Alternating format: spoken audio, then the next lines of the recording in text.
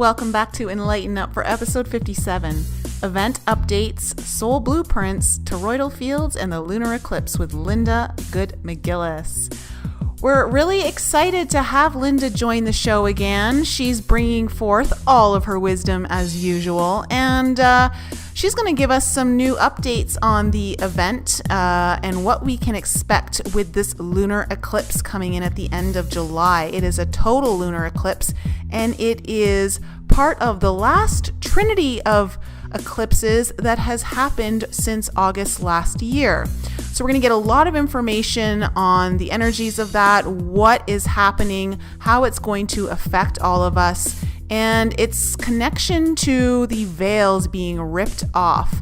We're also going to talk about the importance of this lunar eclipse in relation to the Mayan calendar, and we're going to do some reflective work on looking back into 2012, specifically July of 2012, and how that may have a connection into this current time in 2018.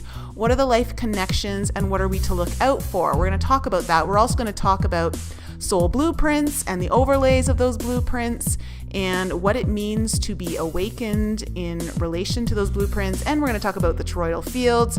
And later in the end of the show, we're also going to talk about finding our joy in the little things, how easy it is to find joy in those things and how impactful it can be, yet why many of us don't even actually take the time to recognize those joys or even know what those joys are. So we're going to get into the importance of that and how it can shift your life, not just in the moment of that day, but going forward in your relationships, your relationship with self, and all that you attract into your life. So without further ado, let's jump into the episode and find out what Linda had to share with us. Welcome back to Enlighten Up, everyone. I am Nicole Frolick, one of your co-hosts, and I am here today with Lisa and Brian. And we have a little bit of a sad announcement to make. Michael is no longer currently going to be on the podcast with us. He's made some changes and has decided that for now, departure of the podcast is probably the best path for him. And so we wish him all the best on his journey. And who knows, he may be back from time to time for the odd show. But today we do have joining us Linda Good McGillis back again. She was on back in April or I think it was May, where she talked to us about the event and a whole bunch of other great stuff. So Linda, thank you so much for coming back on the show with us today. How are you? Thank you for having me, beautiful. I'm good, thank you. So, Linda, there's been so much going on lately, and, one of the things I think that, you and I have talked from time to time on the phone, and there's been a lot of people talking about the different effects that they've been feeling from the incoming energies to the planet, and I know that we just passed a solar eclipse, and we've got an upcoming lunar eclipse. Did you want to give us any insider information, at least for right now, about the past solar eclipse? The past solar eclipse was a partial eclipse, and it happened on Friday the 13th, which 13 is the hidden eternal promise. It's the divine feminine. It's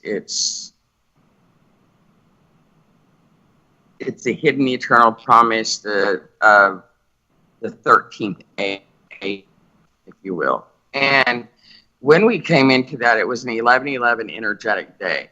Now, the partial solar eclipse is the first of 3 eclipses we're having in the next 4 weeks. But it is the trinity of these eclipses is the last of a trinity of eclipses, of 3 eclipses in each one, that started back in August 21st of last year. Now, this total lunar eclipse coming up on the 27th is a completion of that, if you will. And the partial solar eclipse that we just came into was and is directly influenced by Pluto. Now, Pluto is the planet of destruction. It will destruct and destroy anything that is not holy and pure. Pluto stands for peace, love, unity, truth, oneness. Pluto represents the deepest aspects of your soul, if you will.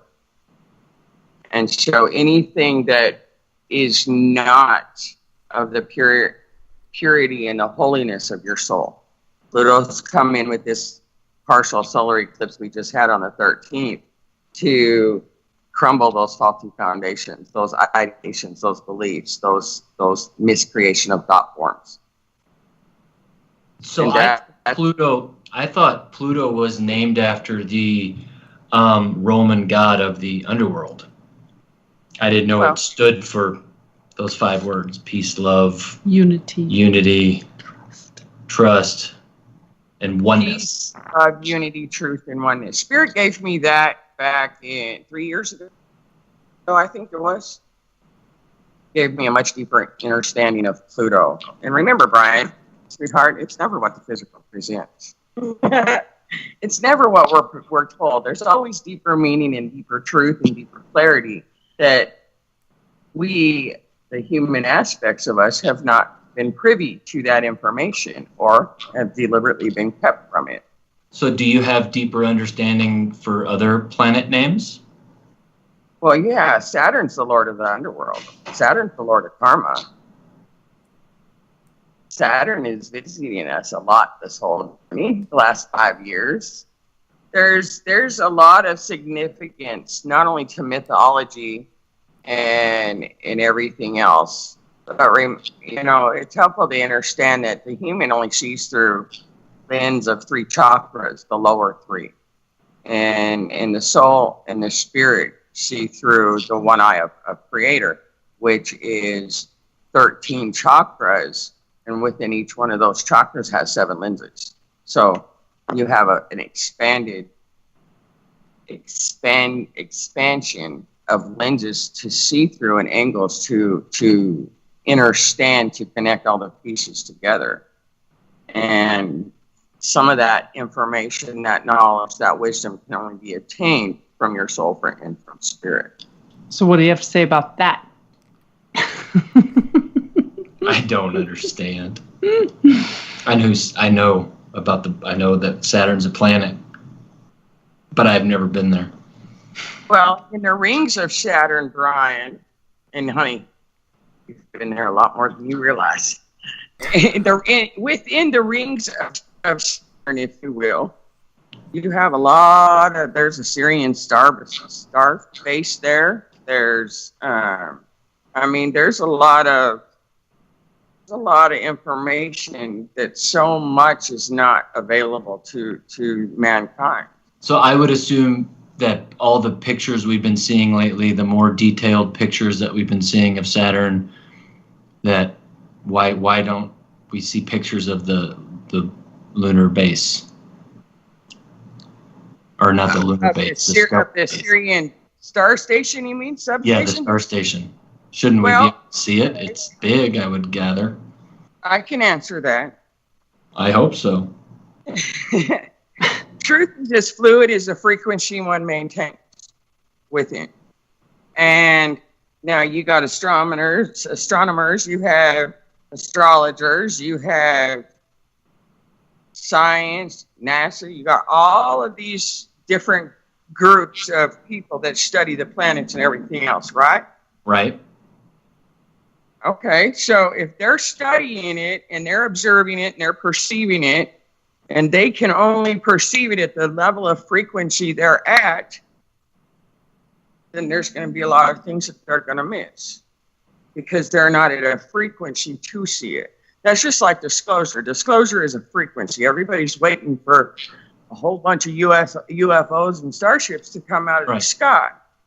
Well, it's a frequency. It's already happened. For me, I live amongst what people call extraterrestrial and aliens, and every given moment I can see them. Now, Brian, I'm assuming, you can correct me if I'm wrong in my assumption, because it always makes an ass out of us, but I'm assuming you don't see starships yet. Yeah, I knew what question you were going to ask. No, that is a safe assumption. I do not see extraterrestrials and starships. Except on movies. Give you a picture of myself, and then you can say you see extraterrestrial. Well, I guess we all are extraterrestrials. If We are. We're if we believe that we are not the only civilized planet in the universe, then I guess we're Can I wrong. blow your mind some more, honey? What's that? Can I blow your mind some more? Oh yeah, I'm sitting down. Okay. Wait. Have you ever gone outside and stared at the stars? Of course, yeah, I love to. Okay. Every single one of those stars represents a scene from your life, an experience. Have you ever seen the movie The Matrix with Neo in the room? Oh yeah. And there's a billion computer or TV screens, and it's showing different scenes of his life. Yeah. That's what every single one of those stars in the sky represents. It's an experience of your soul's life. Now, when I say that, I'm talking about your soul as a whole. That includes my fractal, that includes Nicole's fractal, that includes Lisa's fractal. Because we're all one, we're all seeing the same number of stars. Well, that's not accurate. And why is that not accurate? Because you can only perceive and observe from the frequency you maintain within you. So if I'm at a frequency that is more expanded than a frequency that you're at, I'm going to observe more than you're going to observe. So someone who's like clairvoyant or what's clairvoyant? Clairaudience, all the clair gifts. Yeah. Well, they're tuning in and tapping into something. Just because you're gifted, that's why people call themselves psychic. That's why people call themselves mediums. That's why people call themselves channelers. They have not embodied that aspect. They still tune into it outside of themselves, if you will.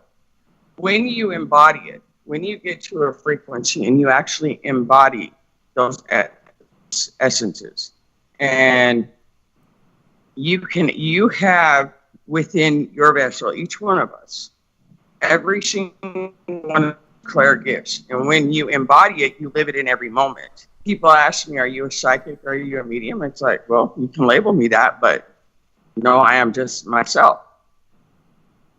When you embody yourself, or what so many refer to as your higher self, you don't have to tune in, tap into through meditation or anything else to channel, to connect, to see, to hear spirit, creator, or other spirits or other dimensions or other beings. They're right here with you in every given moment.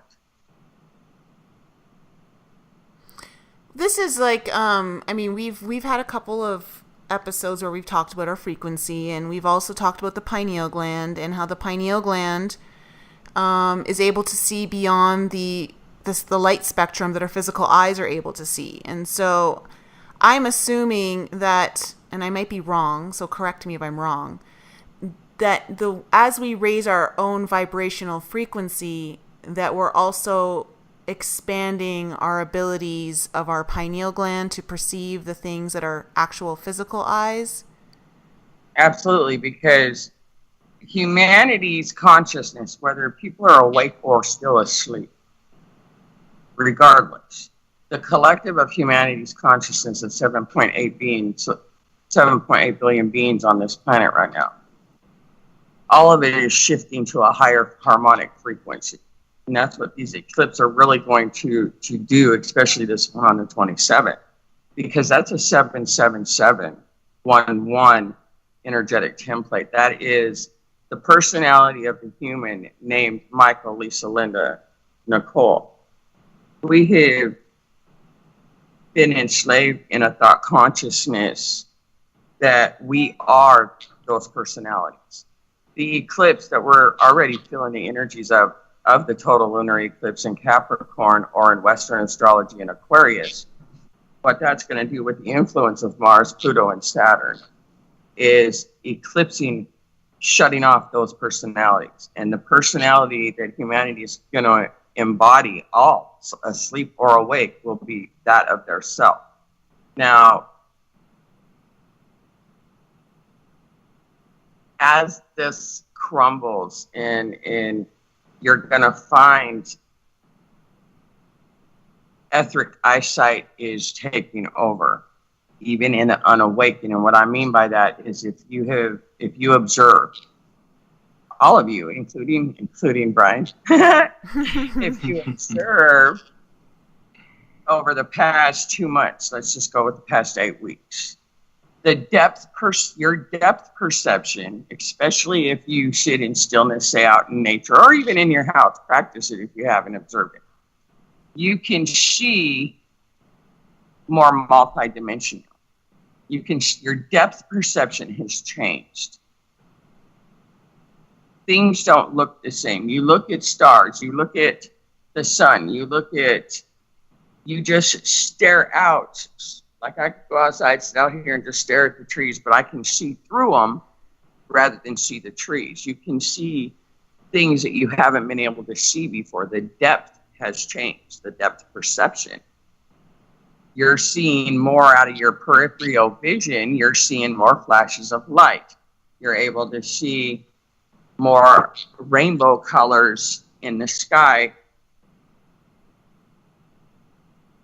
just out of the corners of your eyes and stuff. I've noticed that things look differently to me recently. Trees and just nature, it's like HDR. Just everything. Things are becoming more vibrant. Yes, I have noticed that. That's how you can tell your etheric eyesight has been engaged. That's just like age reversal has been engaged regardless if somebody's awake or not.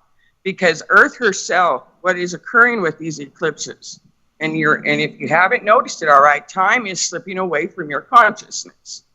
You're losing time, you're gaining time. It seems like just 10 minutes has passed and all of a sudden it's 5 hours later, which is what happened to me today with you. I apologize. And so as you observe these things, what is occurring is the collective consciousness we have of the light workers. That's, whatever label you want to give us. We have anchored so much light in now that we have now spread that toroidal field, if you will, to affect not just the light worker community, but the whole consciousness of humanity. Now, in every given moment, we've hit a critical mass frequency. And we're hitting a new critical mass every few days. And the more light, because this total eclipse and I said this back on the last show, what everybody thinks is the event is one huge bolt of light. That was not correct because we've done it in baby steps. Well, we're at the last step. This is where tangibly, whether you have chosen to awaken or not, this is where the last final bolt of lightning of the event is coming in. This is where we connect fully to the Omega consciousness at this total lunar eclipse. And this is the union of the two suns on the tangible physical plane that make up the Vesica Pisces. Instead of two suns coming together when it is not in a space of a high compatible frequency, it destructs, it combusts. That's why the event has been in a series of steps rather than one bolt of light, because it would have short-circuited and annihilated us. But the human vessels were not able to withstand it. That's why the light has been coming in stages over the course of the last 5.5 years. The planet ascended to her highest state of being in December of 2012. This total lunar eclipse on the 27th is going to fully connect us to that harmonic ascended state frequency of hers. Life, as you know it right now, is about to change for all of humanity in ways that the human cannot fathom. When you say that, do you mean again over time? Like over time things are going to change where some people may not really even notice, or is there really going to be this event type thing that things really change? No, this is where things really change. Everybody will notice it. Now, depending on the frequency they maintain and the beliefs and the inner work they have or have not done, this affects all of humanity. For those that there's some of us that this is going to shift us, or many of us will be leaving the physical, tangible reality of 3D. This is going to engage that return back to their home star bases, if you will. You'll start seeing many light workers leaving and going straight into a 5D higher trajectory timeline existence, a light body existence. This is where you're going to see a huge separation in frequency consciousness. And what I mean by that is the higher in frequency you go to, those lower frequencies fall away.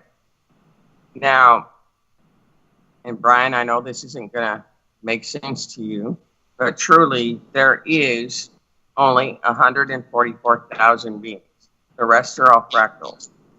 So in the higher frequency you go to, those backdrop actors that make up the 7.8 billion fractals of our soul start to fall away. We no longer need them in our presence. That's why it seems to get lonelier the higher in frequency and the deeper into your journey you become. Why so many people don't resonate, why there's so much arguments in the spiritual and light worker communities about law of attraction, about balance and harmony, about emotions, about perceptions, because everybody, truth is as fluid as a frequency they hold. And we talked about I'm sorry to interrupt, but we talked about the 144,000, I think, on our last show, and you explained the math that went into how we got to 7.8 billion. Yeah, because that would mean there's only 200 million not native Earthlings on the planet. Right. See, and you know, you hear about these elders. There's a lot of information coming in, sweethearts, and as this information comes in, it's expanding the consciousness of everyone. And so a lot of this information is freaky, is scary, is fearful, because it rips out these foundations that they've lived under, that they've known. And, you know, change is never comfortable. Well,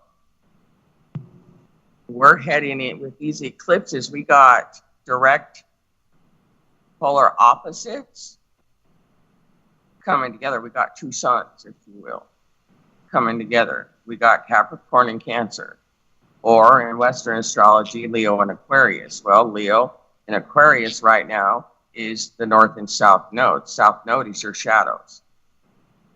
So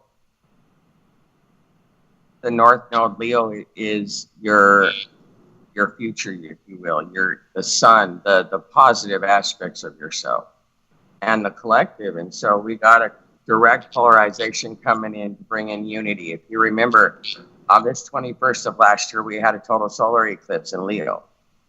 Right. Now we have a total lunar eclipse in Leo's opposite sun, which is Aquarius. So does this, sorry, Linda, No, go ahead.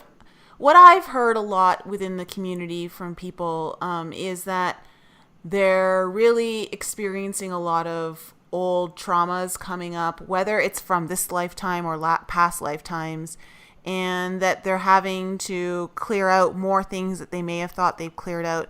Is that because of this union of the Leo and the Aquarius, the shadow and the positive parts of ourselves that we like it's kind of forcing us to bring the shadow into an area where we can like ourselves fully?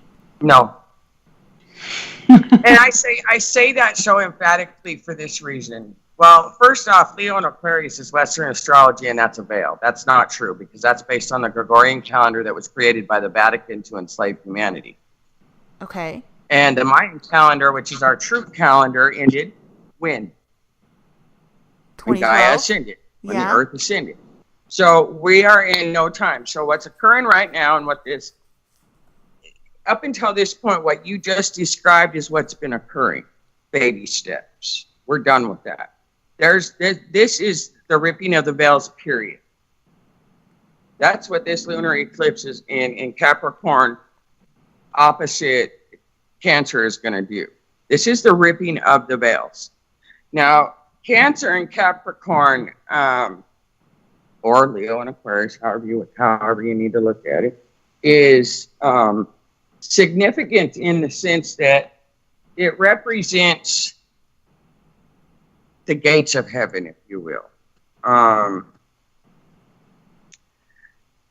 You enter through Capricorn and you're exiting out Cancer. And I don't know if that makes sense to you, but the influence it's having is this is the union of the above and below on the tangible plane of existence. This is the ripping of the veil. What started is the trinity of trinity eclipses back in August of last year, August 21st. This is this total lunar eclipse on the 27th because it equals 777. 7 is the number of spirit. When you get a 777, you have Mother, Father, Son, or the Father, Holy Spirit, Son, however you want to look at it, in absolute full union. This is the ripping of the veils on the tangible plane. They've been ripped ethically. They've been ripped and dissolved energetically. Now it's going to happen in all of humanity, not just those that are awakening, but all of humanity. In other words, those experiences in your life where you've been so fixed and comfortable and this, that, and the other, and something happens that shakes your entire world up and your life changes from that point on. That's what this lunar eclipse is, because it's bringing, remember, you had a total solar eclipse, and now it's bringing in a total lunar eclipse, and it's collapsing the time from when Gaia ascended in December of 2012 and right now. In other words, time is no more as the human knows it to be, especially after this total lunar eclipse, because 2012, when she ascended to her highest ascended frequency, right? Humanity's been in a grace period, so they could do baby steps to raise the frequency of their vessels so they could handle that light consciousness. Mm-hmm. This total lunar eclipse is fully connecting, collapsing time in every way, and putting that ascended state that happened in December of 2012 into the consciousness of humanity now.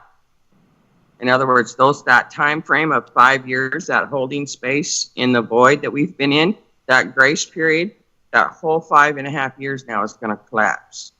So I made a post a couple months ago. Envision your life, because if you think about it, as soon as she ascended, that's when everybody started to not necessarily awaken, but embody, those that have been claiming to have been awakened for 20, 30 years. They were awakened, but they were not embodied. For the last 5.5 years since she ascended to her highest frequency state, all of us have been in a space of embodiment, releasing that which was not for the highest good of ourselves, our soul, of all. So if you look over the course of the last 5.5 years, you look at everything, you're certainly not the same person, Brian, Lisa, Linda, or Nicole, that you were 5.5 years ago. Now, if you morph yourself back to the last 6 months of 2012, and if you observe, there were people that came into your life, whether it was a love relationship that went from ecstasy to hell. There was jobs, there was where you lived, whatever it may be. Something significant or a couple things significant came into your life in 2012. That's when I moved to China. And things were looking really good. You thought you had finally got started on your dream life, whatever it may be. and then everything crumbled and went to shit. And you could have swore that you had just started on your path, your freedom, everything. There's something significant that happened in all of our lives. And for many, it was a person came into their life and just ripped their heart open.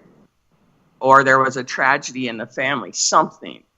Now, if you go back to that event and you observe it, if it was presented to you in the highest timeline that you could imagine, the highest frequency of love, if you will, would that have been your ultimate dream of your life? If everything back then had turned out absolutely perfect with no flaws, nothing wrong with it in its highest state, would you have considered that your ultimate life? No. Your ultimate dream? No. Not for me. Now, wait a sec. That's the human looking at it from the human aspect of what happened, right? I was living in China. That's not the ultimate anything. No. Now, you didn't hear what I said. That's your human. If what happened and maybe you met somebody in China, honey.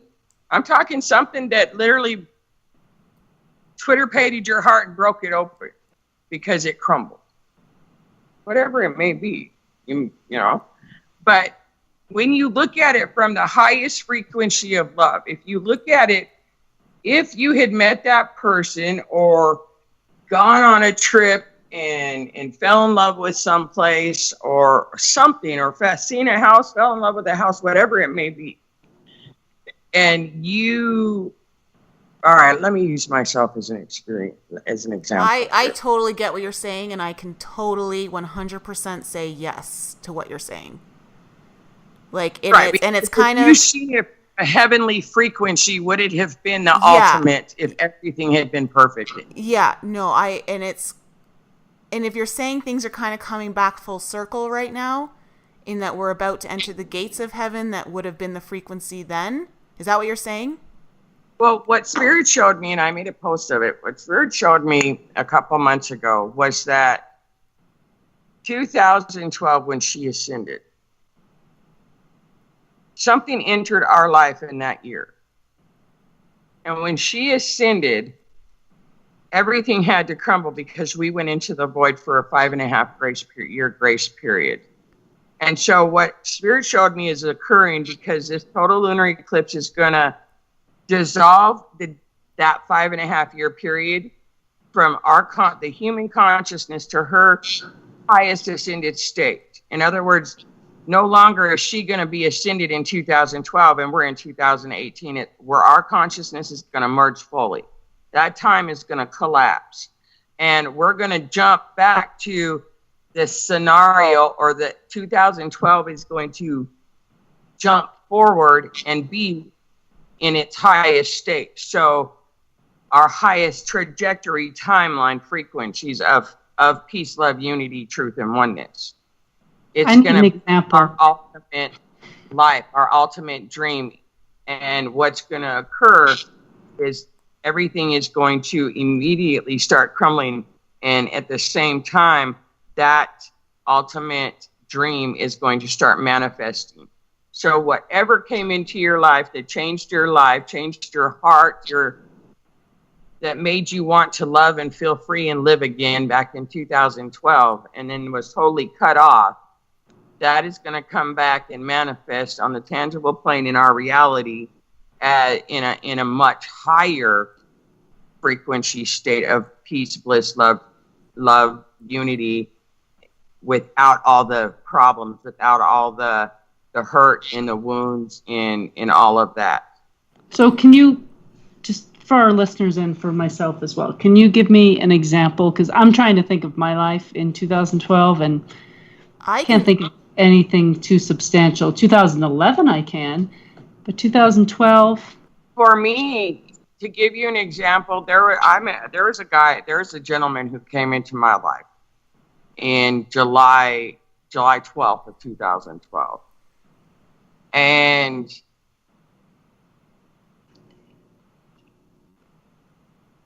it changed my life. In the sense that I thought I had found that perfect match for me, if you will. There was enough opposite within us to keep it interesting, to keep it fresh, but enough similarities to where we were compatible, if you will. And everything, and this is typical to the human, everything's, the honeymoon period gets over and things start to fall apart. Well, in our case, that wasn't how it went. There was a lot of interference, and then it's got, you know, all of those blended families and broken families and yada, yada, yada, yada, yada, all that BS, right? And so it crumbled, but it would have been the perfect relationship had it not, because there was such a deep soul connection to it, right? And I could not understand, why would this come into my life like this and then just be ripped away? And then I had to go back. Spirit took me back to where I had made a post in 2015 that that's exactly what was going to happen in the collective of the consciousness, because she was ascending. And I'm like, wow, you know, we forget some of that stuff. And so when Spirit showed me 2 months ago and I made that post, it was like, that doesn't even make sense to me. That was horrible. I don't want to go through that heartbreak again. I don't want to go through that tragedy. I sure in the hell don't want to walk through the abyss of hell again and repeat that. How can you say that's my ultimate dream, my ultimate love story? You know, the hell it was. You know, that was the abyss. What are you talking about, Spirit? And Spirit showed me the collapse of the time, and that because the earth ascended to her highest frequency at that time, because we had been shown and given the gift of that emotional feeling that Twitter painted our heart, regardless of what it was. But then it crumbled. The reason it crumbled is because we could not, our vessels, our frequency could not sustain that ultimate love story. We had to crumble all of the wounds that kept us from achieving that. We were given a taste of paradise, and then it was ripped from us.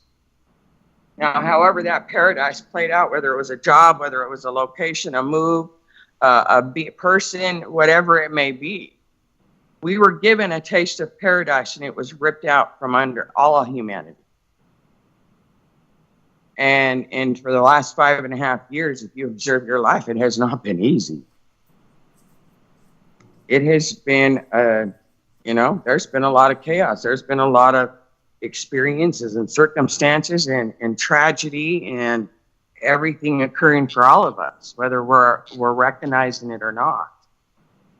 And we're about to go into frequency consciousness now that is going to literally morph us into a higher trajectory experience, reality, tangibly, physically, where we can taste it, we can touch it, we can smell it, you know, and this is significant to the human mind. We can't comprehend what's about to happen.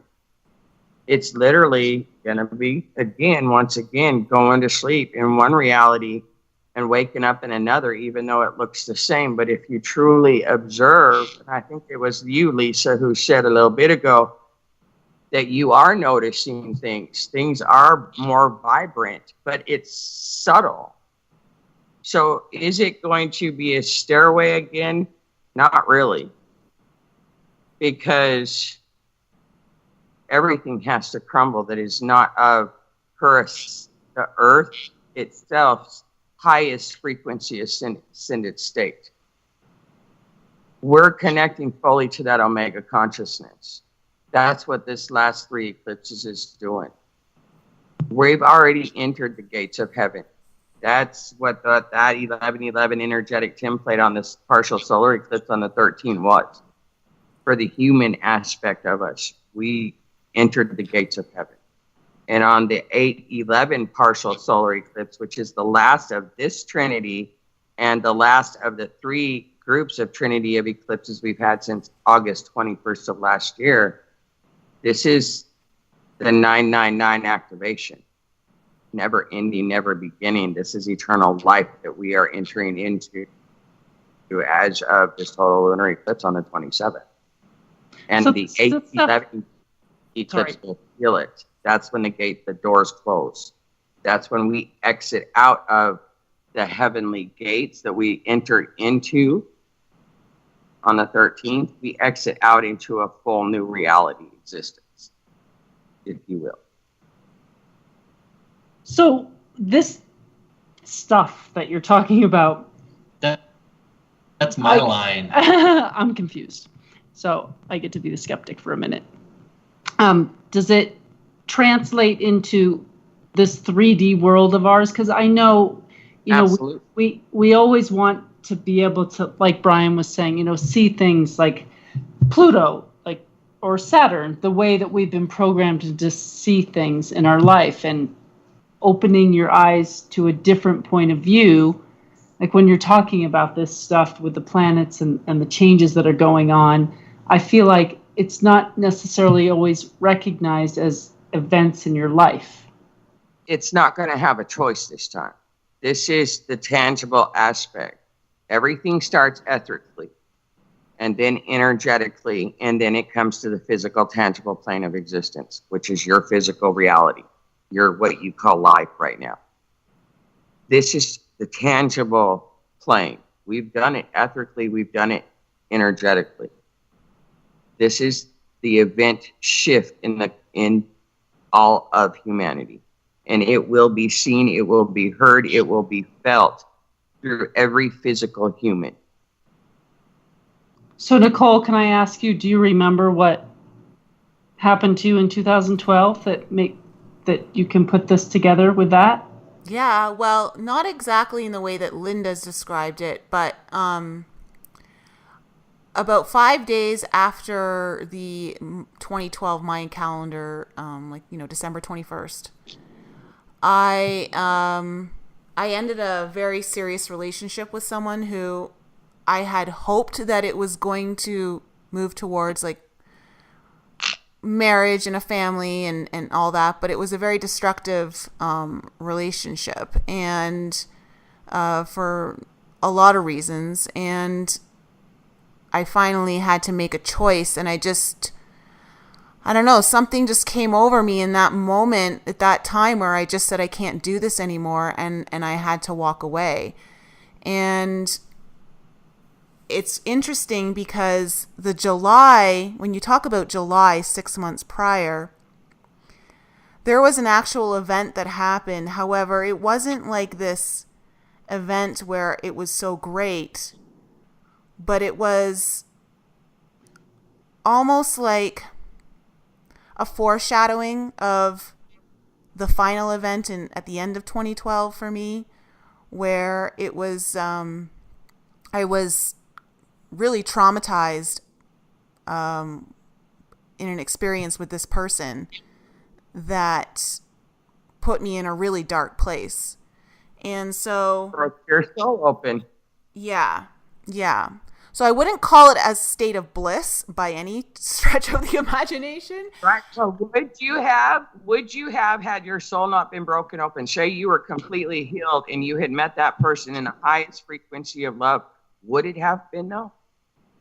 Yeah, no, it would have. And there are so many parallels that are happening right now to that are so ridiculous that it's, I can see where you're going with that. Can I read something to you? This might help you. This might help you understand it. And this was written by Shane, by a friend of mine that is actually an embodiment from Lyra. And this might help you.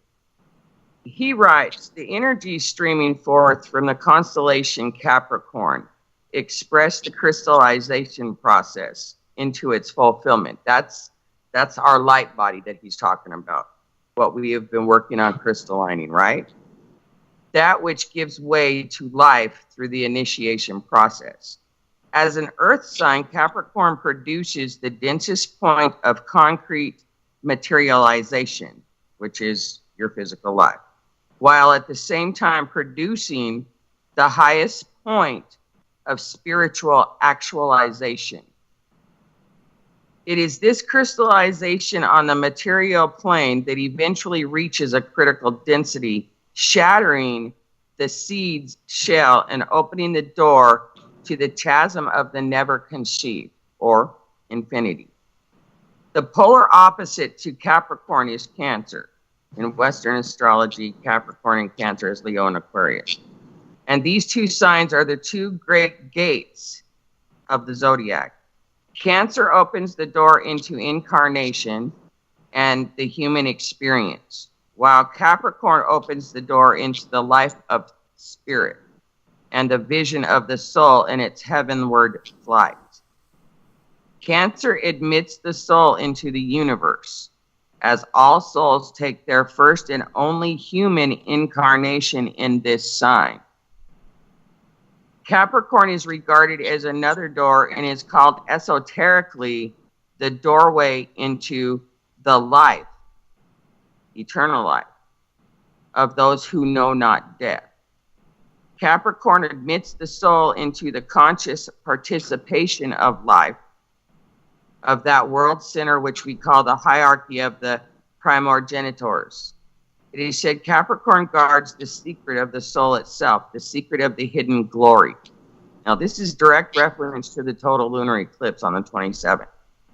This is the story and allegory of Mars, who has gotten little attention because of the inadequate understanding of the flow of energy and an unbalanced approach to spirituality itself. This isn't about the glory of the mother and the fall of the father. It's about the lovers of equality, of mutual respect, of selflessness that seeks to uplift its opposite. The wounds run deep, and from time to time, the female has blamed the male and the male has blamed female. Mars is the tower and the final obstacle, releasing the scapegoat. Capricorn needs to acknowledge all of her sensory perceptions to awaken, not only to an unrealized sentience, but to a higher skill set with a more daring capacity. Capricorn needs the multi-sensory capability of her polar opposite, the fiery passion of the spiritual warrior who will give his life to his beloved. Heaven speaks of a universe telling her story of the light of her life. This is the full union of the above and the below. And that's the influence that Mars is having with this total lunar eclipse. So the veil of consciousness, as you hold right now, is not going to be that after this total lunar eclipse. So do we know when this shift is going to happen? You said that sometime soon we're going to, the thing that happened in 2012 is going to align with where we are now. Do we know when that's going to happen? It's happened 27th. That's the total lunar eclipse that we're already feeling the energies. Oh, that's okay. what this partial solar eclipse on the 13th, the total lunar eclipse on the 27th, and 2 weeks later on August 8th or August 11th, the last partial solar eclipse of this trinity of eclipses. That's if people, I don't follow other people, but there's many channelings, there's many other people out there that are talking about this. Unity, Grace, and a bunch of other people. They're saying the same thing from what people are telling me. You guys are all saying that this is the event. Well, it is, because this is where we tap it back totally into our full embodiment of our consciousness, whether we're ready or not. Are we supposed to notice something amazing or magical or mystical in our life on August 11th? Well, you're going to feel it long before August 11th. I mean, July 27th. Yep. And you're looking at, what is today, the 16th? You're looking in 11 days. Your life is about to change. You're going to wake up and your life is going to start morphing. It's going to start changing. Things are going, and there already are. I mean, have you not felt more magic, Brian? And my life is pretty magical, so I haven't noticed anything. Is it more magical than it was in 2012? Well, hell yeah, I met Lisa. I mean, 2012, it's interesting because, the date that you mentioned was July 12th, 2012 for you. For me, it was July 9th, just a few days before you, that I moved to China. And that was really the ending of my previous marriage. It was a pretty momentous time frame. But, I met Lisa a year and a third ago, year and a half ago. In 2016. Yeah. So 2012 was significant for you. You still look at going to China. Well, that was a pretty rough time for me. That was the ending of my marriage. But really, that was the beginning of your life. No, I agree. I agree. 2012, right at that time frame that you're talking about, it was a momentous time for me.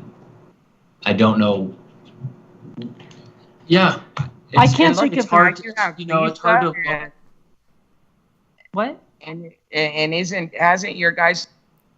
And I'm not trying to get personal. Forgive me if I am. Just tell me. Okay.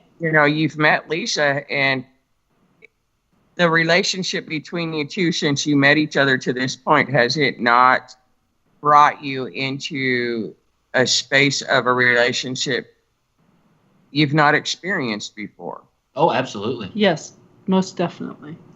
And that is going to rapidly morph into a more unionized, energetic, soul, spirit, human, ultimate love story. Wow. Because if it was gonna crumble, guys, you wouldn't still be together. Period. These energies would not support it. So you have created, and Spirit has guided you to create with each other a very magical, ultimate love story. And if it hasn't reached its crescendo, which it hasn't, it's about to, in ways that your human cannot fathom. You're going to join in a connection that is going to blow your flipping minds going forward. But from this, and observe this, guys, from the point of the 28th of July forward, because July 25th is the day out of time. July 24th is the last day of the galactic calendar, or the Mayan calendar, the galactic year. Then we go into a day out of time on July 25th. July 26th is the first day of a brand new galactic new year, a new calendar in the galactic aspect of things. And on July 27th, the next day, you have an absolute total lunar eclipse that is going to put you in full connection to the Omega consciousness that we have been deprived from, right? So you have a brand new galactic year. You have a brand new consciousness with no veils that is going to put your physical human vessel into a frequency harmonics of the heavenly realms frequencies, that which we have read in Bibles and have only been told stories of, that the human cannot fathom with its logical mind. That's the harmonic frequency we will wake up into fully in our human mind consciousness, thought process on the 28th of July. And everything that does not support that will immediately start falling away, more so than it has already started to crumble. And that which has been built, like your relationship with Lisa, your guys' relationship with each other, you started building a more secure, stable foundation. Consciously or unconsciously, energetically and ethically. You anchored that in. So that stable, secure foundation that you've been working on, building with each other and individually, is about to take a quantum leap into a much more anchored, stable, secure foundation that is going to last for a long time into the future. Well, I'd say that I cannot fathom that, but hang on. Earlier you said that when this happens, it is beyond our understanding as humans to fathom. It wouldn't surprise me if you don't wake up with each other within a month. Wake up in the sense that you have fallen head over heels in love with each other in ways that you could not even ever dream would ever happen to you in this lifetime. Awesome. You're going to find that the last 6 months or I guess July, the 7th month, the last 5 months of this year, as much is going to fall away. But for those of us in higher frequencies and that have anchored in those stable, secure foundations, this is just going to start producing miracles in ways we can't even imagine. This truly is the anchoring, this total lunar eclipse, to the human aspect of us. You take spirituality out of this, guys. This is going to have a huge influence on, miraculous, magical influence on our human lives in ways we can't even imagine. Well, I'd like to... Oh, sorry. No, go ahead. Because I wanted to talk about synchronicities, especially as of recent, because I think Lisa I know's had some interesting synchronicities happen. I myself have, and a lot of my clients have. But I just wanted to share with everyone, because this is kind of tripping me out a little bit. I had to go back and look at the calendar of 2012 in July, and my traumatic event happened the 27th, 28th of July 2012. Wow. And I remember it like it was yesterday. It's striking a chord within me quite deeply, actually. The only thing I remember happening in 2012, I think, is like that year, I knew that I finally got to the point in my marriage where I knew that I could let this go. It took another almost 3 years, 2.5 years before I did finally end it. But I did finally reach that point where I felt like I can make this happen. Like, this is going to happen. I do remember that from 2012. It changed your life, didn't it? Oh, it absolutely changed my life. Yeah, total 180. I guess the decision was born into me at that point. Not that any action was necessarily taken. Right. We tasted paradise in a way, and then everything had to crumble away that wasn't supportive of that paradise feeling. Right. But you've had glimpses of it, haven't you now, in the last few years? I feel, honestly, the past, I would say, 4 months or so, I just feel like I'm in a blissful state almost all the time. I can't imagine. I don't feel stressed. I don't feel stressed over anything. I just feel happy and relaxed. Brian is awesome, and we're doing great. Magnify that by 1,000, that feeling of bliss. And try to imagine that feeling of bliss magnified by 1,000. It's hard to fathom. By the end of the year, and a lot sooner. I'm just saying until the end of the year. But that's what's being gifted to us with this total lunar eclipse.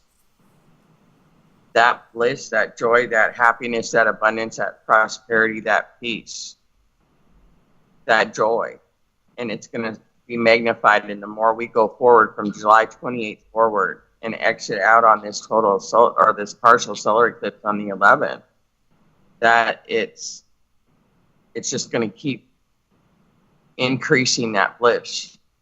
Now, for those who have chosen not to awaken, of course, it's going to have the opposite effect in many ways, because they're going to have to deal with everything that the truth now has, the veils being dissolved fully, is going to reveal to them.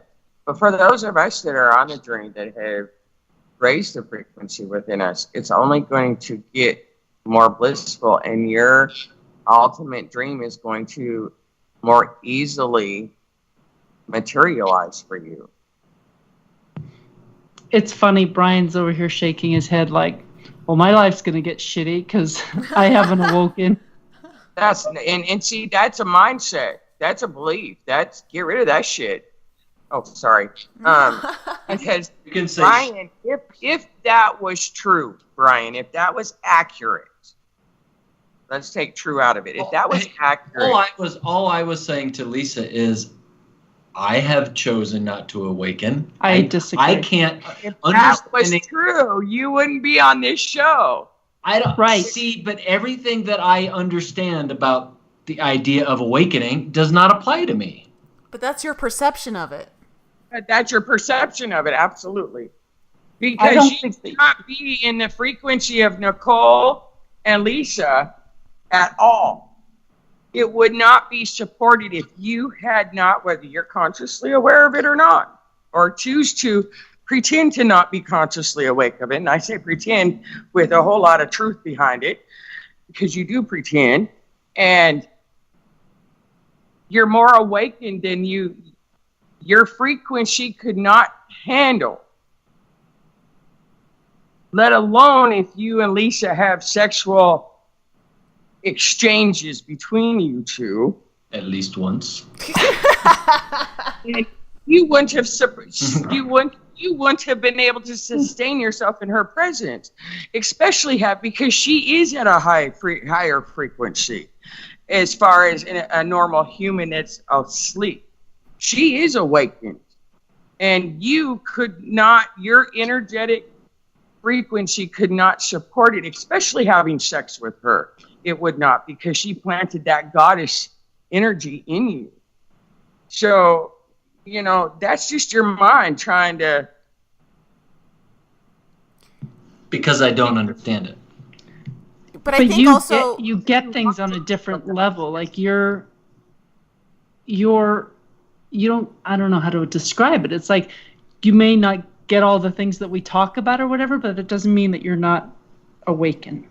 It doesn't mean you're not getting it or you don't understand. The human cannot understand, understand, or overstand spirit, because spirit is not tangible. Spirit lives within you. Every word you speak, every feeling you feel, every action you take, every thought you think. I think of it in the way too, like, people who aren't awoken are still very much in the, I'll just say, to an extreme, but like in that victim role, or like things are always happening to them and defensive, and there's drama in their life. And Brian is so not that. I couldn't be around him if he was like that. But oh, absolutely, he's so not like that. I can see his soul blueprint. That's what I see in him as being awakened. Is he just, he takes everything in such stride, and doesn't get emotional over things, or is he narcissistic with you? No. Is he emotionally manipulative with you? No. Is he controlling with you? Occasionally he tries to be. He never succeeds. Control, power over others. You're a piece of shit. I'm better than you. Attitude of a masculine. No, not at all. See? So Brian, there you go, honey. Because if you were not awakening any bit, that's how you would be treating him. You just described my ex-husband, though. Mine too, all three of them. And you know what Brian just said? Say it again. You say it. This is how I used to be. Exactly. So see, observe thyself. To know thyself, you have to observe thyself. So when did that change? So see, you've gone through your awakening and you didn't even know it. I told you it happened in China. Right. In 2012, you went to China and you had your awakening there and you didn't even know it. I think, okay, here's where I think things get clouded for Brian and for many people, that when we talk about this awakening, that it means somehow that you're going to understand all these spiritual terms that are being used on the show right now, and you're going to see things from an astrological point of view, or all of this stuff. And I don't think that's what it is at all. When you awaken, you just start to really come to better understanding of who you are, and the evolution of yourself is of importance to you. You're not just... And the more you expand that out, the more information that comes in. Yeah. So Brian, for you, like, you know, you weren't able to just be like what you said, the controlling guy of how she described it before. You wanted to better yourself in a way, and it may not have been so conscious, but you were making choices and starting to change the way you, it's like some of your actions in this world to reflect that, which is how, you know, where you are today. And I know, like, for our audience, they don't get to see that side of you as often. But, you know, Lisa and I, from hanging out with you, you've got a huge heart. You're very giving, and you always listen. You're always at least willing to listen, whether or not you agree with anything. You always listen, and I think those are huge, great characteristics and attributes to embody, at least for the evolution of self and also the evolution of humanity understanding one another. Well, in 2012, when she ascended, our soul took control. Our soul started leading us. So Brian, you've taken that journey, and you say that you're not awakened, but like she just said, you've made choices. Well, those choices were led by your soul, whether you're aware that your soul took over versus your human ego personality. Your soul was guiding you. Your soul's been in command. All of ours are. It just makes it seem like you, the human, that, you know, that we've done something wrong. We've made bad choices or good choices or this, that, and the other. When you say you could see the blueprint of Brian's soul, what did you mean by that? I see energy and tones and colors and symbols and blueprints and templates. I have a hard time seeing people, their form. I see everything through energy. I don't have to physically, like, see, you know, being a walk-in has given me advantages. When you can see a soul's template, you can see their blueprint, their original blueprint. You can see the overlays. You can see the energetic blockages. You can see the frequency of their consciousness, if you will. And like Brian's, if you take an unawakened man, like on Brian's, he still has a few overlays there. Not many at all. So, Brian, you've done a lot more inner work than you're actually giving yourself credit for and patting yourself on the back. I understand. And because if you have like 3 layers of overlays on your soul blueprint right now. And that's normal for where we're at as a collective consciousness, if you will. Because those 3 overlays are directly what's crumbling right now in our realities. Any distrust, any abandonment, any rejection, and it's literally you're back at dealing with those mommy daddy templates of when you were first incarnated, yeah, as far as an energetic level here. And now you look at Lisa's, and Lisa, you're sitting at 2 overlays on yours, and again, really that is fully surrendering to spirit, to that full unknown. And again, that's what this total lunar eclipse is going to do. It's going to take those overlays completely off the soul and take it right back to the original blueprint, where there was none of those experiences of good and evil, if you will. We're negating and neutralizing all of those lower timelines, if you will. They're no longer going to be a part, those wounds, those hurts, the evil, and whatever you label you want to give it after this lunar eclipse. And so when I talk about a soul blueprint, if he was unawakened, there wouldn't only be 3 layers, overlays on it. You're talking, there's going to be a few hundred. So someone like, say, my ex-husband, who has narcissism and control issues and everything you basically describe, you're saying that like someone like that may have like 100 layers on them? Oh, well, I would say someone like that probably has a few hundred, honey. Because if they've done no inner work at all, and they are still trapped in that inversion false masculine messiah programming of victimization, victim mentality, everybody else, the world is at fault for the misery in my life, attitude, existence that we came from, right? Right. You're looking at hundreds, because it's like an onion. You have to peel the layer back, and then you have to deal in each layer. You have to deal with all those issues of your own within that layer, but then you have to deal with all the cause and effect ripples. You know, all the gossip and all the people that were involved and got involved in it and attached to energy and created new stories. You have all those ripple effects. So you're looking at hundreds of overlays, some thick, some thin. You know what I mean? So, Brian, you've come a long way. I mean, your toroidal field, if you can, I don't know if any of you can see energy fields and toroidal fields of other souls or not. I don't even know what that is, so I would assume I don't. I can't. Do you know what a toroidal field is? No. I encourage you to look it up, sweetheart. I will. I'll Google it. Because the toroidal field is your energy and auric field.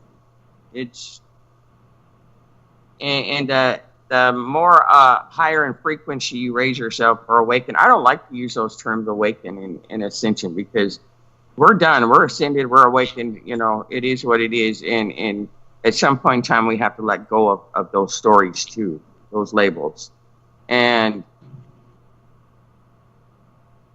I don't even know what I was saying. It looks like magnetism. Well, it expands out, and the more you expand that toroidal field out, the more you embrace all of the universe that you are. Let's go back to the analogy of the stars I was telling you about.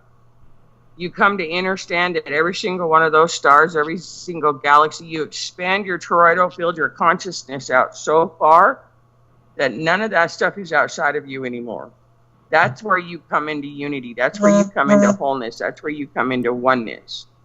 Literally, you start seeing everything and knowing that it is you. That's the light information that's coming in. And what were you saying about the toroidal field, or were you saying something specifically about Brian's? Well, that goes for all of us. And Brian's is expanded out past just his own reality, his own bubble.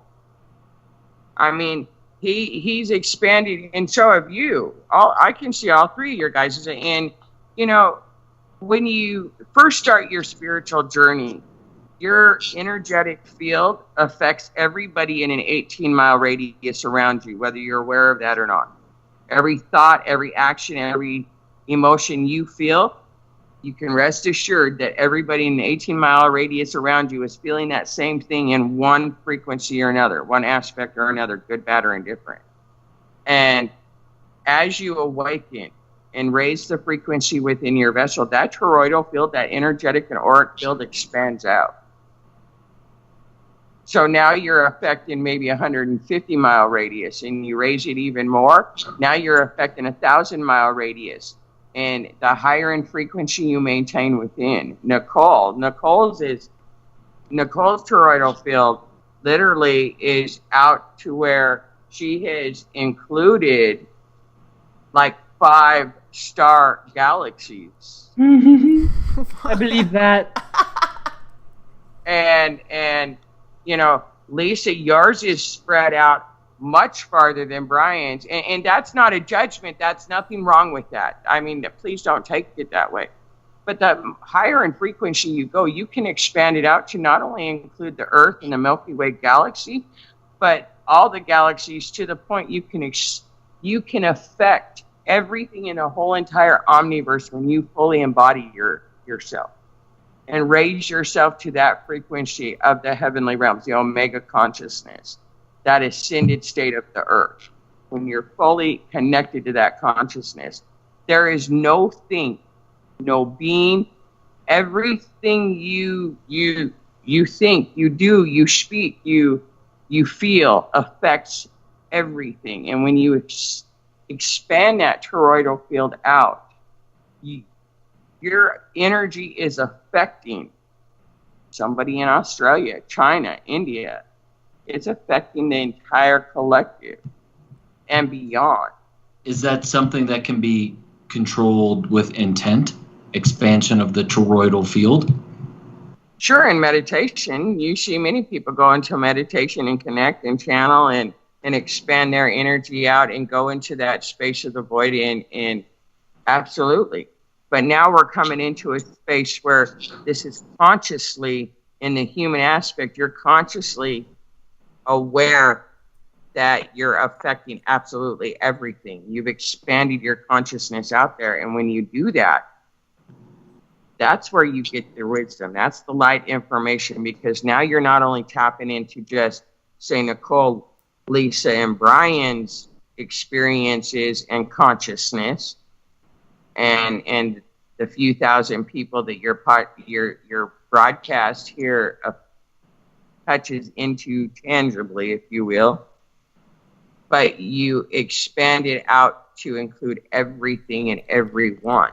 Would that then explain on a smaller scale, like just here on Earth, the synchronicities of that people are experiencing together? Absolutely, because they've expanded their bubble. Because, all right, look at your existence like this. Let's say Earth is a bubble, right? Yeah. And there's 7.8 billion individual bubbles in here, right? Well, Brian's bubble has connected in with Lisa's. So now they're not, as much as they're individual bubbles, they're connected. And both of them have connected with your bubble now. So now you got 3 bubbles that are together making a bigger bubble. I like our bubbles. And the more you expand your consciousness out, the more you bring in all of those bubbles in.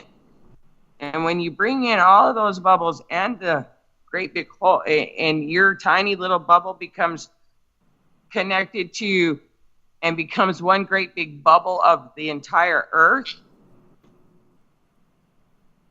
you have all that information of every one of those experiences. That's the wisdom. That's the Akashic Living Library. When you expand your consciousness to include all of the Earth, when you allow your bubbles to all join, it's like one great big giant puzzle. And when you expand your energy field out and you accept everybody as yourself, as divine, as holy, as pure, regardless of what this physical vessel says is poor, is rich, is Australian, China, black, white, pink, regardless. When you expand your consciousness out to be the Earth's consciousness of all living things, trees, plants, elements, it don't matter. You no longer have anything outside of you. You have all the wisdom of every single being. Now, Brian, any one of you, because you've connected your energetic fields, you literally can tap in without even talking to Lisa or Nicole. And vice versa for you ladies too. You can literally tap into the knowledge of every experience you've had in this lifetime and any other lifetime. You guys are lucky to tap into my knowledge. Because that is what is in the Akashic living library of the Earth, or the Omega consciousness. That's light. That's information. I feel blessed every day to have my energy field next to Nicole and Brian's. Amen. Ditto. That's a beautiful thing. And the more we join, and that's where unity comes in, is because we don't all have to think the same. We don't want to think the same. We all want this information that we each other holds, this knowledge, so we can expand our consciousness out. Yeah. But we've been taught to be the same. We don't want to be the same. No. Brian holds information and wisdom that he's experienced through his lifetimes and his experiences. And same with Lisa and me and you, Nicole, and everybody else. And when we don't have to be right or wrong, and we can just see every person we connect with, that they have knowledge, they have codes, they have information for our soul to expand, then we're allowing ourselves to expand it for all of the collective, of all of humanity to tap into, to embrace, to embody. You know, the three of us, it really is amazing. We are all so different, and just the love and the respect that we have for each other and our different points of view on things and our different life experiences and the openness that we share with each other is, I pinch myself nearly every day. I mean, it's really quite amazing. Yeah. And it's something that'll last for eternity, regardless if you walk different paths or not, isn't it? Yeah, definitely. It's not like friendships of the past, say 10 years ago, where your bestie from grade school up into through your first two marriages and then it fell apart. It's not like those friendships, those connections. No, the relationship that I think the relationships that we have with each other, for me, I can only speak for myself, but is like nothing I've ever experienced in my life before. And that's the magic of this. Yeah, That's it's pretty magical. We have been given. That's the miracles we have been given. And if you look, truly, we are so blessed. Mm-hmm. Because if you look from 2012 forward, as much as our lives have crumbled in many, many ways, our lives have become so much more magical and miraculous in so many ways, and so blessed through connections and through experiences and what we have defined as coming alive and living and love has truly, the labels and definitions that the human had before, it's not the same as it is now. My life is a million times better than it was in 2012. Yeah, I went home recently. Brian and I both went back east recently. One of my sisters, who's a avid listener of our show, got married, and it was just the most incredible experience. I'm from a very big family, youngest of 8, and it was a difficult upbringing that we had. You know, lots of dysfunction and things. But the way that my family all interacts together right now, I mean, I felt like I was in heaven. I just could not believe that this was my family and that how much love we all have for each other and how well we all got along. It was truly blowing my mind. It was just like, I have died and gone to heaven. I mean, between Nicole, Brian, my family, and my children, I'm like, things can't get any better. But they can, and they're about to. It's crazy. And that's the beauty of it. And look at how far you've come. Yeah, I know. And look at your family. Look at how their consciousness in the last 5 years, regardless if they're awake or not, has changed. Oh, it's unbelievable. Everything you're saying is definitely, I can see, true, even though I can't pinpoint an exact date in 2012. But I can sit here and share all this information and all this wisdom that Spirit has given me. But I tell you, even this morning, I mentioned it on the live video I did. I had a huge experience. And even I know who I am on a soul and spirit level. I know without a shadow of a doubt who I am. And my human still cannot comprehend and put logic to the information that I get within that is given to me. And that, we've been taught to live by sight. And this is why I say the human mind will never logically be able to understand spirit or the magic and miracles that are being bestowed upon us, because even the high frequency I maintain and exist at, it still blows my human. It's just like, and that's where you learn to live by faith. Faith is the truth of the trust you behold. And, you know, that trust sure in the hell isn't in our human aspect, you know, truly. And that's where you literally just, the world thinks you're crazy, or, you know, the world shows us that it can't be possible. It's not true. You know, science shows us otherwise, you know, and truly it is a surrendering to faith, to the unseen and the unknown and the unheard, to allow yourself to be flowing rather than fixed. I think that's the key there. That's definitely, I think, the change that I made in my life about 3 years ago, was that I was going to just have faith and trust in following my joy and letting go of all the things that society tells you you're supposed to be doing, and to keep safe, and, you know, Yep. all that. Yep. And doing that has just brought so many amazing things into my life, because I don't live in fear anymore. I live in trust and faith. And you have to, otherwise you cannot get through these energies, literally. You know, if every person that listened to your broadcast tonight, if every single one of us sat there and took the self-discipline for the next 24 hours and focused just, regardless of what is presented, focus just on that which brings us joy. Okay, that person pissed me off, but I'm going to focus on this. This makes me happy. Going for a walk, playing with your dog, you know, immediately focused on that which truly just made them happy, rather than the stresses and the anxiety of the human life right now. Truly, just focused on joy. Do you have any idea the impact it would have on that individual's life?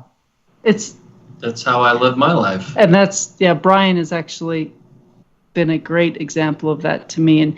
And what I've realized, and what you said is just so spot on, but it's in the very small things throughout your day. I think sometimes we think we have to do big things, and it's not. It's just taking the time you want to take a bath, or like you said, you want to go for a walk, or sit and pet your cat, or, you know, not engage in an argument that someone's trying to have with you, and you say, you know what, I choose to walk away. This isn't bringing me joy. I don't want to be part of this anymore. You know, it's in the little things, and just deciding to love yourself. We say that a lot. But it's so true. Well, you know, think about this for a second. Let's look at this from this lens of perception for a minute. The human aspect of us has been taught to focus on the minute things of planning, of stress, of worry, of the future, right? We make lists and bullet points and this and that and saving money, financial security, right. and they in the opposite polarity of that, at the same time that they need to know the minute details of everything. They have to have plan A, B, C, D, E, F, and G. But at the same time, they're looking for huge miracles, big miracles. And in the process, they can be so minute detailed about stress and planning and this, but they don't allow themselves to focus on the tiny little minute miracles and magic. They want the big on one end of this pendulum. They only want to see the big miracles, otherwise they don't exist. The dog agrees. And then on the spiritual side of things, you have you train yourself to find the little things. You know, stop and smell the roses becomes not just stop and smell the roses. It literally becomes stop and enhance the energy and the smell and the fragrance and the beauty and the magic. It's not just, oh, well, stop and smell the roses, take 2 minutes and sit here. Okay, you're pretty, bye. You know. And I was just going to say, you made me think of like, you wake up in the morning and you make yourself a cup of coffee and you grab your coffee and you rush off to work and you drink it in your car and you don't even enjoy your cup of coffee, Right. you take They time love to that sit down and just enjoy what it is that you're doing, or enjoy the meal that's sitting in front of you. We eat while we're driving or eat while we're at work because we have these lists that we got to get through and we got to be productive, and it's just taking time. Slow it down. Right. And if we would take the time to make those ABC minute detail plans and focus that energy on finding the tiny little minute miracles of life, of the very breath that we are, the very beauty, and allow that cup of coffee to give us that heartgasm, Right. to give us that bliss, and take the time to truly make love to every moment rather than make chaos with the stress and anxiety. If we would, and that's what those of us on the spiritual journey, that's what we have overwritten and trained our mind to do, is to spot the minute magic, the minute subtleties, the little miracles, because you can't see the big miracles if you cannot see the little ones first. You just can't, because those big miracles are never going to happen if you cannot recognize the little ones and be grateful for the little ones. That penny you found on the ground, that feather when you were walking, that sign, that synchronicity, when you start to notice those little things, they build to where you can recognize the big miracles. Because those big miracles are not what the human thinks are miracles. That makes sense. Yeah, Makes absolutely. perfect sense. Yeah. I think it's so important to really, what you said, Lisa, is take that time. If there's things that you're doing that you really enjoy, but you're not giving yourself that moment to actually enjoy it, you're going through all the other emotions, I should say. Like, really, if it means, like, for instance, just using the cup of coffee as an example, if it means just waking up 20 minutes earlier so that you can actually enjoy your coffee, it's going to completely shift your whole day. And it's going to shift the way you feel about things going forward in your day. Like, I totally resonate with that, because whether it's having my tea or my coffee in the morning is one of my favorite things to do. And I make sure that I've got enough time for me to just sit down, enjoy it, whether it's enjoying it, reading something, or just enjoying it with the sun rising, like whatever it is. It's such an important part of the day because it's how you're starting the day. For me, when the human stress starts taking over for me, and I start feeling frumpy, if you will, I go out to the store and I'll buy rose petals and I'll take a bath in rose petals. Now, that might sound crazy to some people, but for me, before, it was always, no, I can't do something like that. That money needs to go to something else, or this needs to go to something else. And I've learned to really bring luxuriousness, I guess is a good word, in the most simplest ways into my life. Yes. And I think that's important for all of us. Very important. Very That's important. Great advice. Mm-hmm. Yes. Because if we start feeling frumpy, you can rest assured everything around us is going to be frumpy. And I don't choose to focus on frumpy, If I'm having that lack of confidence or something, I'm just feeling really stressful, heavy, dense energies of the collective. It doesn't matter. That's what I do. I can spend $5 to go to a state park and take a hike. Well, then I can spend $5 to go buy some rose petals and soak in a bath for an hour, and I'll come out and the whole world is going to be happier. It makes so much sense. I mean, and we've been programmed not to do that, not to take time for ourselves, or spend money, on ourselves for things that just make us happy. Like that's a waste of time, and it's not. It's the most important thing that you can do. How many of us actually let's get personal for a sec here.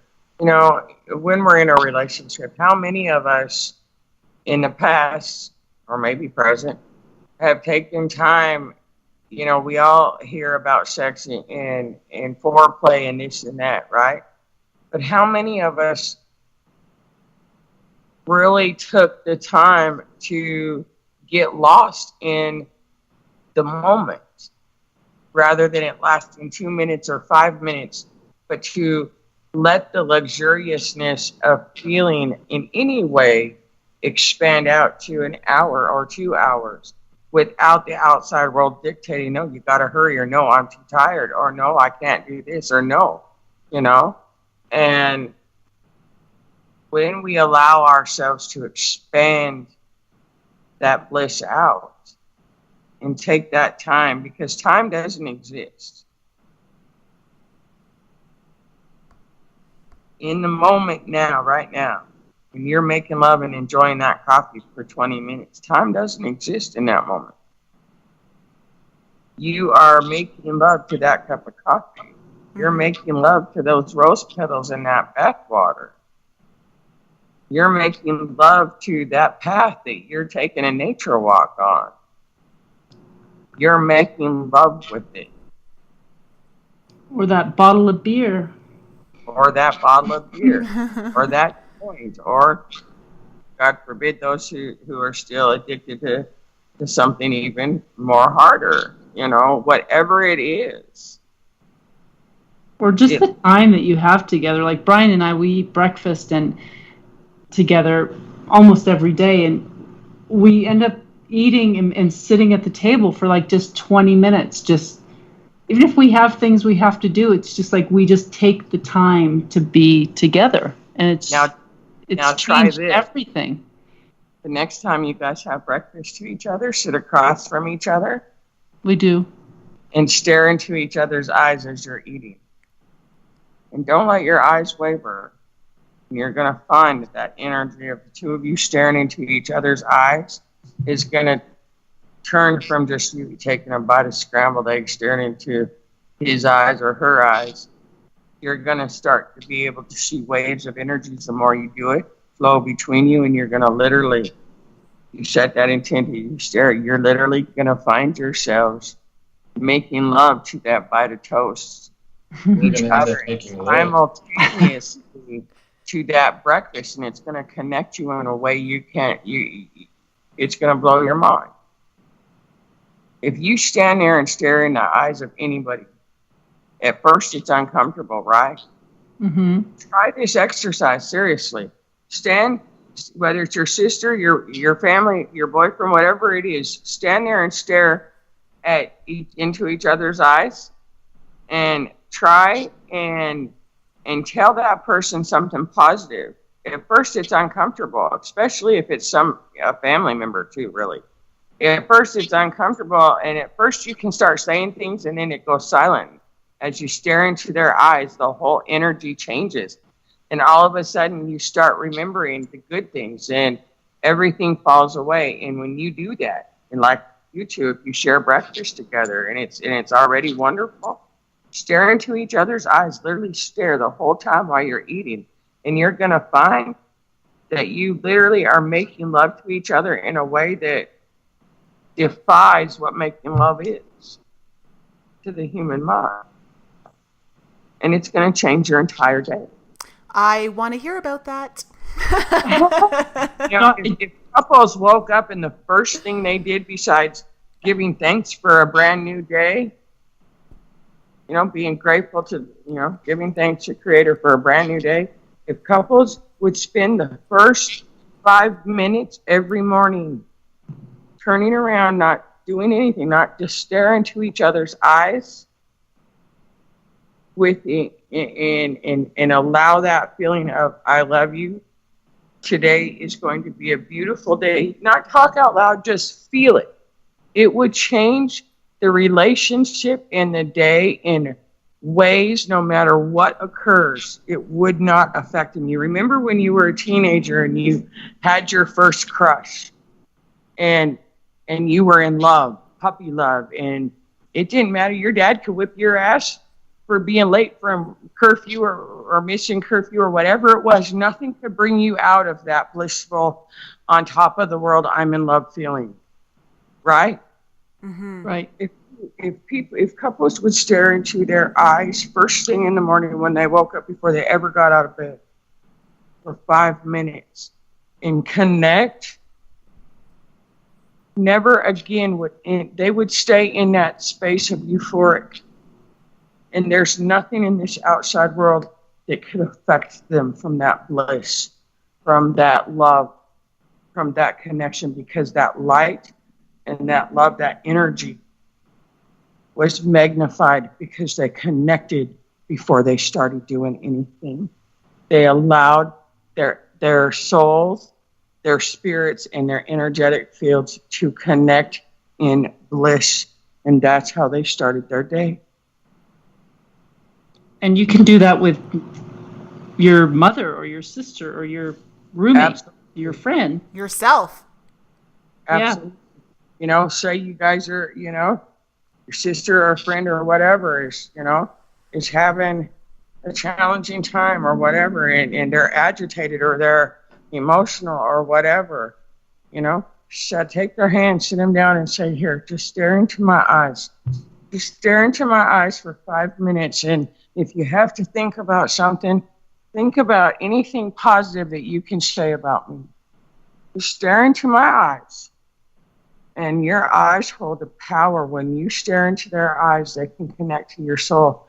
And you can uplift them in a breath. Yeah, I love that. I think that's excellent advice. And I think it's a really cool, I don't want to call it an exercise, but just something to really bring into your present moment in the morning, is something different to try executing. Because I think that's where everything just gets lost, is that we're not connecting the feeling of anything. We're just going through the motions. Absolutely. And that other thing you recommended about, just take the next 24 hours to do the things that bring you joy. That's another great exercise. And anything that sneaks in there that's not joy, man, call that violet fire from your heart. Call forth that violet flame and transmute that shit. I accept you. I don't like it. I accept it. But now I'm going to change you to something joyful. Transmute that energy and go to that joy.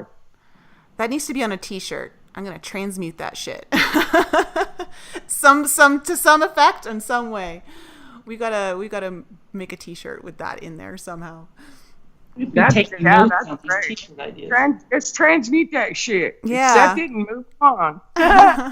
Well, thanks so much, Linda, for coming on the show. It was such a pleasure. I love having you on. You always have such incredible wisdom to share with us. And I, the last show, I had to listen to your show a couple times to absorb it all, because I couldn't take it all in one go. And I just learned so much from you. And I know sometimes it's over the head, but I know my cells are absorbing it. And so thank you so much for sharing everything that you did today. Thank you for having me. Great information. I loved it. Thank you so much. So let's dance, guys. And Brian, celebrate you. You've Brian come doesn't so dance. far. Yes, he does. Honey, your human might not dance. He does Your heart dance, though. does. He's good at it. I don't know why he says that. He just doesn't like to. People don't know this about me, but I like to move my body. Hey, move it, baby, because that gets that energy going. At least I didn't mean that derogatory. Don't pick that up. No. Move it, honey. Just dance. Kiss You really. can't defend me.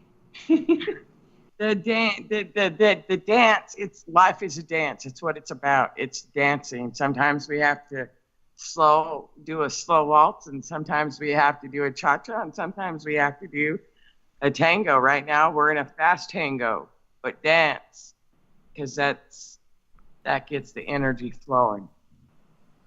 Well, thanks again, Linda. I'm going to be in touch with you soon because I just love our little chats.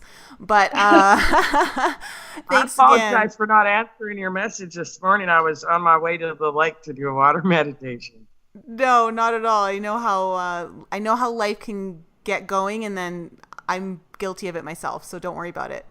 But thanks for coming on, and thanks for sharing all the insight with the upcoming lunar eclipse and all that. Yeah, if anyone wants to, are people able to still follow you on Facebook? Yeah, they can follow me on Twitter, Facebook, Instagram, LinkedIn. Okay. And I'm setting up a new website here. It should be up and running here in the next couple of weeks. We're working on it. But yeah, they can message me or anything. Okay, well, I'm good at decoding energies. I'll leave a link to a Facebook link, at least for everyone who wants to know, because Linda does do live Facebook videos where she's giving updates on the energies and stuff. So if you're interested in following her, I'll make sure to leave a link of that in the show notes.